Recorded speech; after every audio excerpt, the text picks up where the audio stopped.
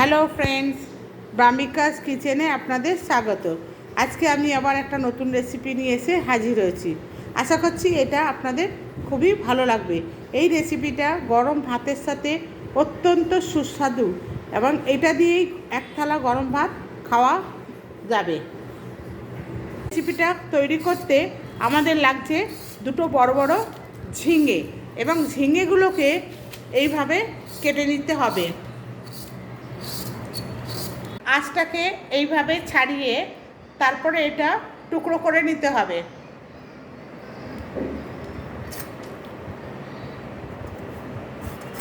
ঠিক এইরকম সাইজে টুকরো করবেন।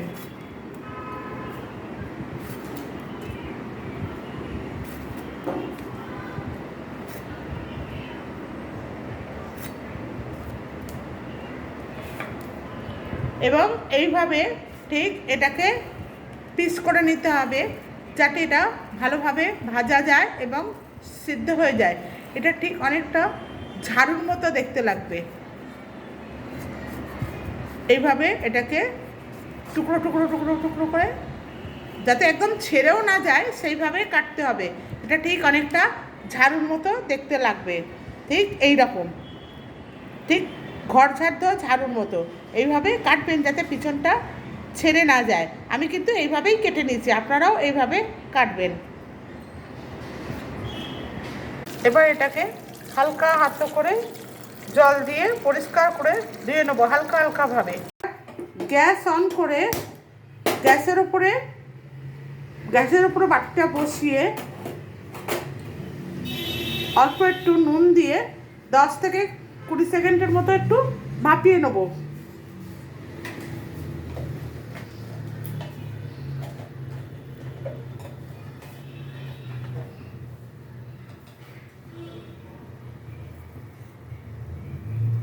এবার এটা একটা ঢাকনা দিয়ে 10 সেকেন্ড থেকে 15 সেকেন্ডের মতো এটাকে ভাপিয়ে নেব।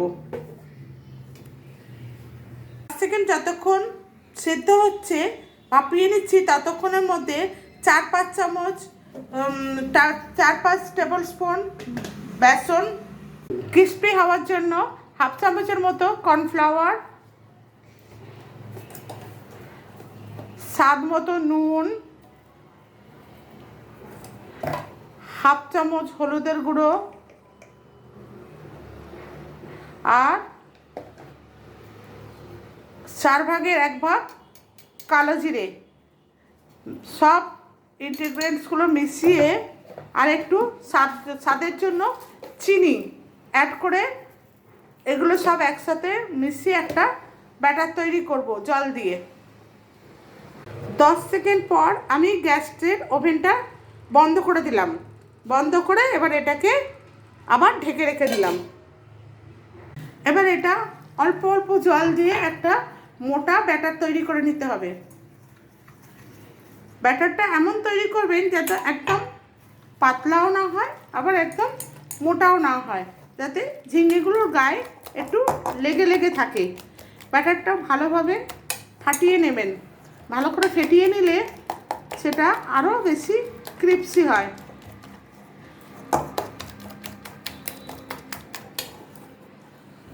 এইভাবে ব্যাটারটা ভালো করে নাড়াচাড়া দিয়ে গুলতে হবে। প্রায় 10-15 সেকেন্ড এইভাবে নাড়িয়ে নাড়িয়ে নাড়িয়ে নাড়িয়ে ভালোভাবে ব্যাটারটাকে ফাটিয়ে নিতে হবে।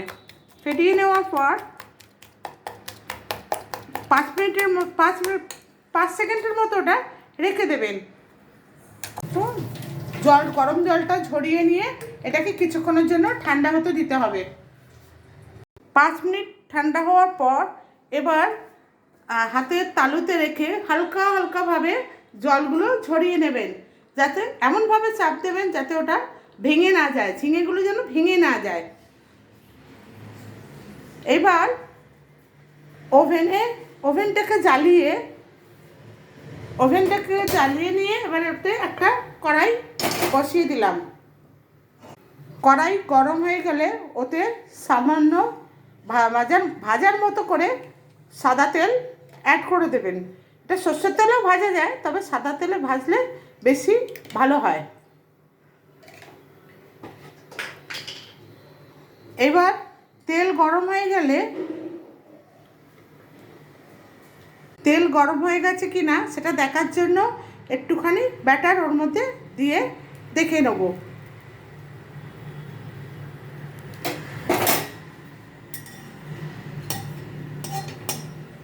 হ্যাঁ, তেলটা গরম হয়ে গেছে। এইবারে একটা করে ঝিঙে ব্যাটারের মধ্যে ডুবিয়ে ডুবিয়ে গরম তেলের মধ্যে ছাড়বো এবং আঁচটাকে একটু কম, মিডিয়াম টু হাই ফ্লেমে রাখবো যাতে ওগুলো একেবারে পুড়ে না যায়। এবার আস্তে আস্তে করে একটা একটা করে তেলের মধ্যে ছাড়বো। দেখুন কত সুন্দর লাগছে দেখতে তেলের মধ্যে। দেখতে যদি এত সুন্দর হয় তাহলে খেতে কত সুন্দর লাগবে বুঝতেই পাচ্ছেন। আপনারা এটা বাড়িতে ট্রাই করবেন এবং গরম গরম ভাতের সাথে মেখে খাবেন, দেখবেন সত্যিই ভালো লাগবে। আমার তো ভালো লেগেছে, আপনাদের কেমন লাগলো অবশ্যই কমেন্ট বক্সে জানাবেন। এবং ভিডিওটা যদি ভালো লাগে তাহলে অতি অবশ্যই সাবস্ক্রাইব, কমেন্টস এবং লাইক করে আমার পাশে থাকবেন এবং বেল আইকনটা একটু প্রেস করে দেবেন।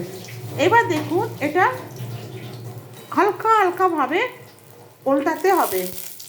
এবার এগুলো একটুখানি ছাড়িয়ে ছাড়িয়ে দিচ্ছি যাতে এটা তলায় লেগে না যায়।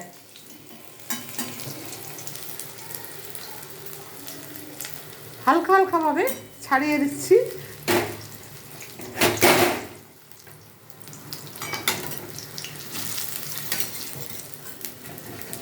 এবার এটা একটা কিছু সাহায্যে এপিঠ ওপিঠ উল্টে দেবো।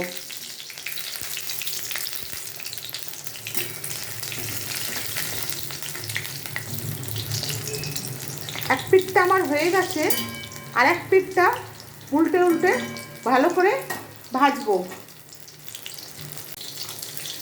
ওই পিঠটা ভাজা হয়ে গেলে আবার হালকা হালকা করে এটাকে আস্তে আস্তে উল্টে পাল্টে দিতে হবে যাতে এটা আর ছেড়ে না যায়। এইভাবে আস্তে আস্তে এপিঠ ওপিঠ দুপিঠ ভালো করে ভেজে নেব। এইভাবে এপিঠ ওপিঠ দুপিঠই মোটামুটি লাল করে বা ব্রাউন কালার করে ভেজে নিতে হবে। দেখুন আমার বড়াটা ভাজা হয়ে গেছে মোটামুটি। এবার আমি একটা পাত্রে ওটা তুলে নেব।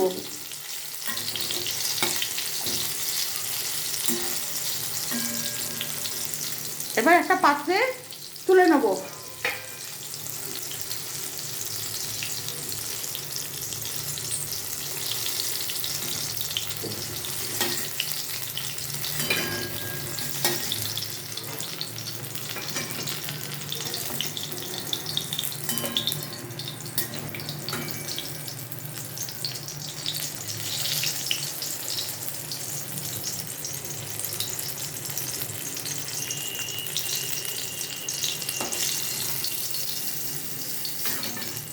এইভাবে তুলে নিয়ে এবারে একটা পাত্রে রেখে দেবো।